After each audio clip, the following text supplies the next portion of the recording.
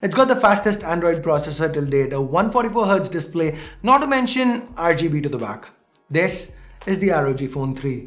And today we're gonna unbox it and take a close look. Hey guys, Ash here from C4eTech, and if you do find this video useful, please consider subscribing and turning on notifications by hitting that bell icon. Let's now get started.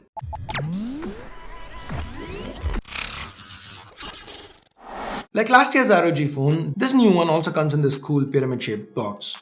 Sliding open the top, we have the phone itself. Picking it up using the pull tab and taking off the protective plastic wrap.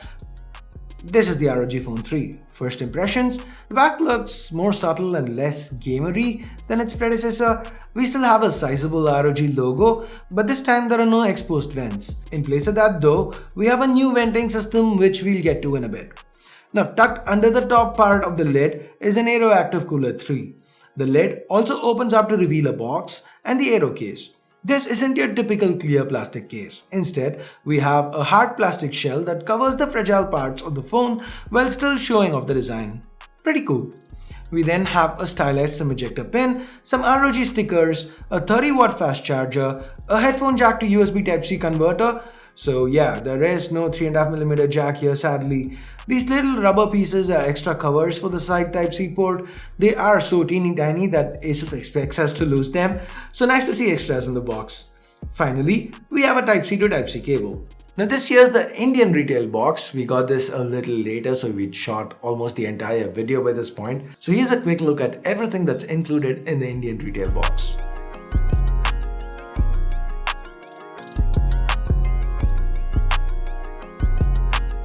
And that's it for the unboxing. Let's now get back to the phone itself. Picking it up, there's no mistaking the ROG Phone 3 for anything else. In hand, you can feel it's different. Look at it. We have the typical ROG camera set up to the back, and while the design is more simplified and minimal, we still have those aggressive lines. And there is this big bold ROG logo that lights up.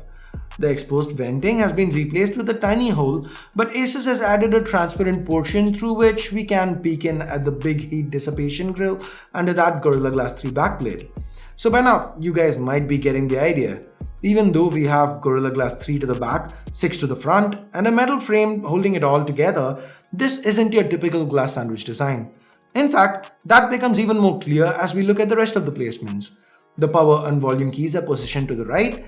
Underneath the power button there is a mic, and at the top and bottom edges we have the new ultrasonic buttons, the Air Trigger 3. Up top we have mic number 2, the dual SIM slot and 2 side mounted USB Type-C ports can be found to the left.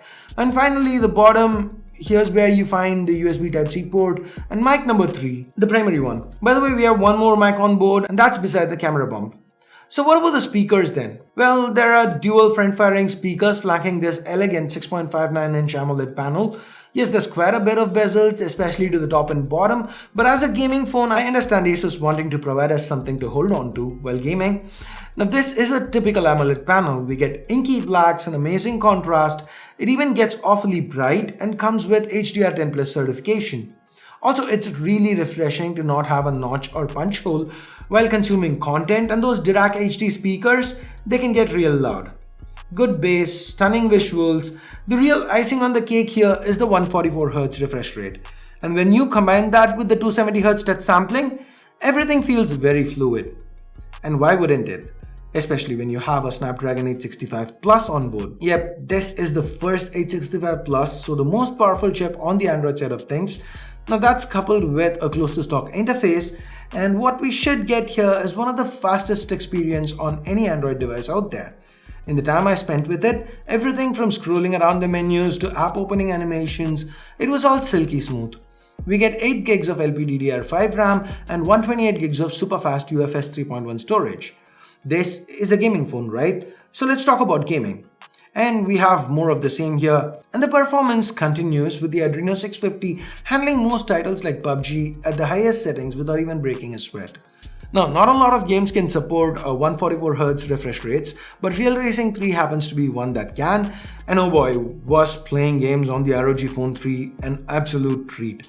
The new shoulder buttons can be split into 2, so we have a variety of different ways to configure them, and we even have one extra button where we can shake the screen to perform an action.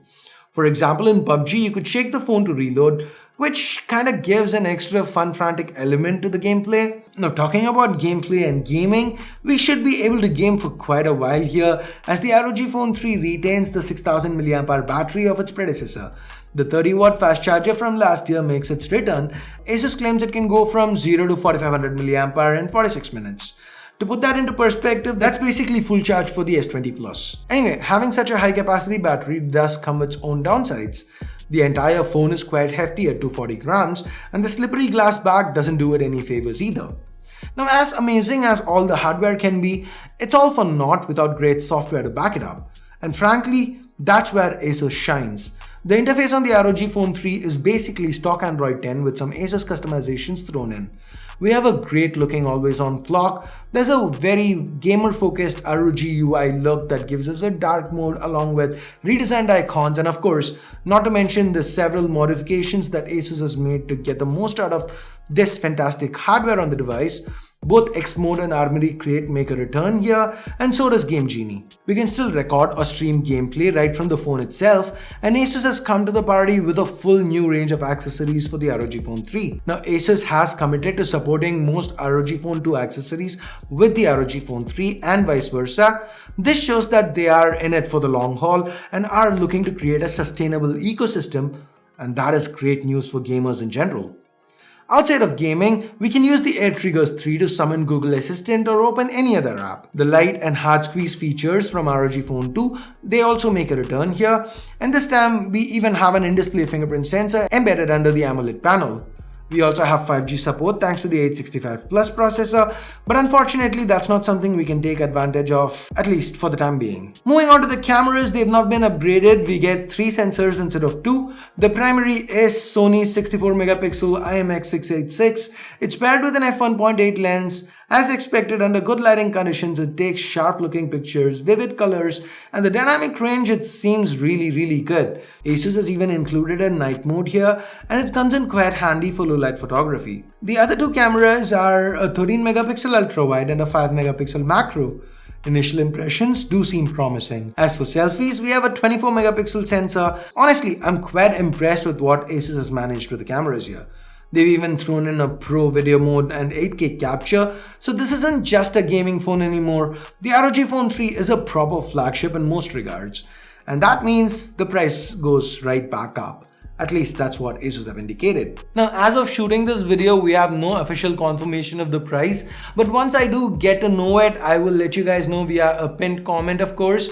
Now, by the time this video goes live, I'm sure you would be aware of the pricing. So do let me know what you guys think of the ROG Phone 3, the price, the performance, the specs. Let's talk everything ROG Phone 3 in the comment section below. I look forward to seeing you all there. And with that, I guess we get to the end of this video. Thumbs up, thumbs down based on whatever you felt about it. Also subscribe and turn on notifications by hitting that bell icon if you haven't yet. And thanks a lot for watching. Till next time, my name's Ash. You've been watching C4 Tech, and I'm signing off for now. You guys have a great day. Bye-bye.